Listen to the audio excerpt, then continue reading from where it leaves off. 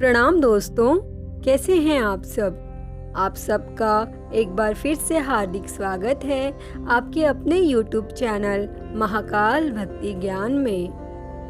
दोस्तों, आज हम जानेंगे कि आखिर नर्मदा नदी क्यों रह गई कुंवारी और क्या है उनकी अनोखी प्रेम कहानी।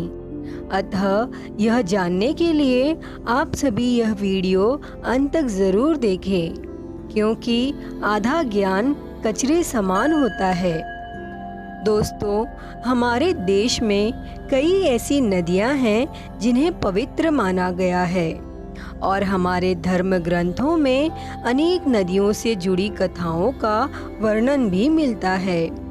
दोस्तों, यह तो हम सभी जानते हैं कि माँ गंगा पृथ्वी लोक पर अवतरित हुई थी और हस्तिनापुर नरेश से विवाह भी किया था तथा महारथी भीष्म उन्हीं के पुत्र थे। लेकिन यह कोई नहीं जानता कि देवी नर्मदा का भी पृथ्वी पर जन्म हुआ था और प्रेम में मिले धोखे के कारण देवी नर्मदा जीवन भर कुंवारी ही रह गई। इसीलिए देवी नर्मदा को चिरकुंवारी भी कहा जाता है। तो आइए जानते हैं कि देवी नर्मदा को किसने प्रेम में धोखा दिया और क्यों आजीवन कुंवारी ही रही। दोस्तों, कथा के अनुसार नर्मदा नदी राजा मैखल की पुत्री हैं और देवी नर्मदा को रेवा के नाम से भी जाना जाता है। जब देवी नर्मदा विवाह के योग्य हुई तो उनके पिता राजा मैखल ने अपनी पुत्री नर्मदा के विवाह के लिए एक शर्त रखी और शर्त यह थी कि जो राजकुमार गुलाब कावली के फूल लाकर मेरी बेटी नर्मदा को देगा, उसी से मैं अपनी पुत्री का विवाह करूंगा। तब कुछ दिन के बाद सोनभद्र नामक राजकुमार राजा मैखल के पास गुलाब कावली का फूल लेकर आए। वह राजकुमार देखने में बड़े ही सुंदर थे। उनकी सुंदरता और वीरता की चर्चा चारों ओर थी। राजा मैखल ने उसी समय अपनी पुत्री नर्मदा का विवाह सोनभद्र से तय कर दिया और लोगों से राजकुमार सोनभद्र की प्रशंसा सुनकर नर्मदा उन्हें मन ही मन चाहने लगी। अभी विवाह में कुछ ही दिन बचा हुआ था कि राजकुमारी नर्मदा राजकुमार सोनभद्र को किसी भी तरह देखना चाहती थी।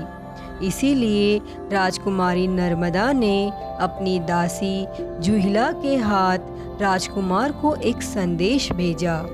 लेकिन दासी जुहिला ने मजाक में राजकुमारी के वस्त्र और गहने मांग लिए और उसे पहनकर सोनभद्र को मिलने चली गई तथा वहां पहुंचकर जुहिला ने राजकुमार को नहीं बताया कि वह दासी है और इधर दासी जुहिला को राजकुमारी समझकर सोनभद्र उस पर मोहित हो गए।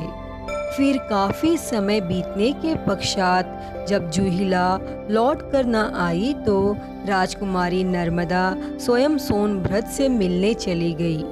परंतु वहां जाकर उन्होंने देखा कि जुहिला और सोनभद्र एक दूसरे में खोए हुए थे और यह दृश्य देखकर राजकुमारी नर्मदा क्रोधित हो गई और घृणा से भर उठी। तब नर्मदा तुरंत वहां से विपरीत दिशा की ओर चल दी और कभी वापस न आई तथा उन्होंने उसी वक्त यह प्रतिज्ञा कर लिया कि वे कभी भी विवाह नहीं करेंगी और हमेशा कुंवारी ही रहेंगी। दोस्तों, ऐसा माना जाता है कि प्रेम में मिले धोखे के बाद से ही नर्मदा नदी बंगाल सागर की बजाय अरब सागर में जाकर मिलती हैं। कहा जाता है कि आज भी नर्मदा की पीड़ा को उनके कलकल बहती जल में महसूस किया जा सकता है।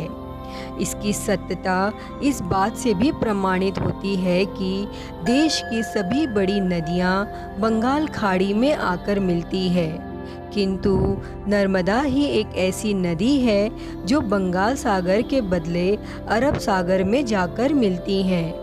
तो दोस्तों, कैसी लगी आपको यह जानकारी?